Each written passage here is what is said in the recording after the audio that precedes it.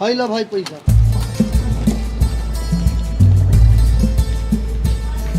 टिकली तो हो गल, 3 गो मेहंदी दे दो। इधर मौगाट कहीं के टिकली आ मेहंदी लायल बरा। ओ भाई घर में मेहरारू ना आवा का? बात तो तोरा उसे का ले दियो के हौ रे? अरे हाउ तो मेहरारू के बेचते, मौगाठी वाला काम करत रहा। रे साला तोरा सामान बेचस मतलब हो, सामान बेच। इधर पैसा लाओ पैसा। का रे काहे ऐसे गहकी के बोलत रही रे? गहकी भगवान नु होकलै। अतरी भगवान के, हमरा दुकान में भगवान के जरूरी नहीं के, हमरा दुकान में जरूरी बा लक्ष्मी के। लक्ष्मी? हाँ रे साला एको को लड़की आवते नहीं के साला दुकान में। साला दुकान में रहबे तो लड़की अतौ, सामान बेचे के हनु तो गांव में चल, एक बार कहतो भैया हेने आवो। रे साला रे काहे मरले हरे? भाग साला, भैया कहते थे कौन जतई रे? साला हमार टिकली आ मेहंदी बिकाओ चाहे ना बिकाओ, ये रहा। रे साला गलती हो गेल, कह भैया जी ना सैया जी कहतो ये सैया जी हेने आवो आ मेहंदी लगावो। सचो तोहर कसम, चल मेहंदी उठाओ, चल तोरा के चमत्कार दिखावो तनी।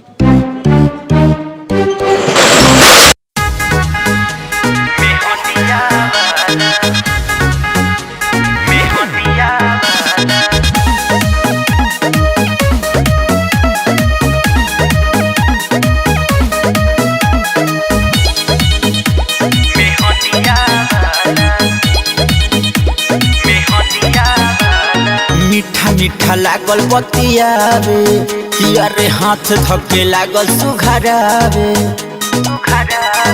का हम मीठा मीठा लागल बतियावे, किया रे हाथ धके लागल सुघरावे। मनवा में मिश्री हमारा घोल दिले बा,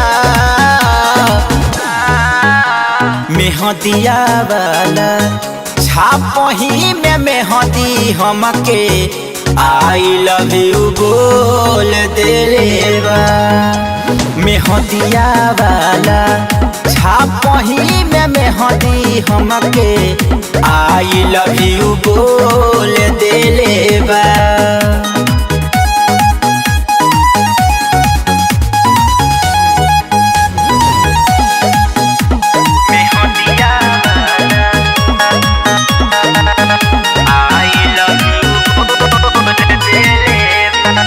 कि जब झाड़ेला झूलफी लटकौआ ए सखी, कि हंसी हंसी के बोले छोकरावा बहिरौआ ए सखी। कि जब झाड़ेला झूलफी लटकौआ ए सखी, कि हंसी हंसी के बोले छोकरावा बहिरौआ ए सखी। जूता के फीता बीता भखोल देबा, मेहंदिया वाला छापही में मेहंदी हमके आई लव यू बोल देले बा। मेहंदिया वाला छापही में मेहंदी हमके आई लव यू बोल देले बा। मेहंदिया वाला, मेहंदिया वाला।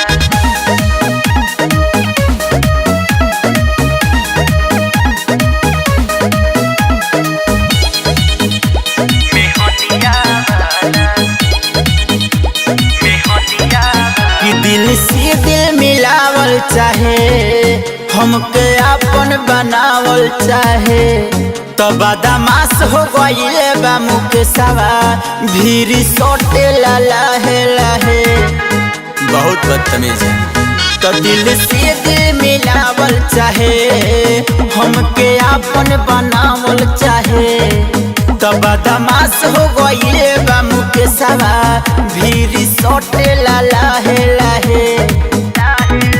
शुभम के वीडियो वाला रोल देले बा, मेहंदिया वाला छापही में मेहंदी हमके आई लव यू बोल देले बा। मेहंदिया वाला छापही में मेहंदी हमके आई लव यू बोले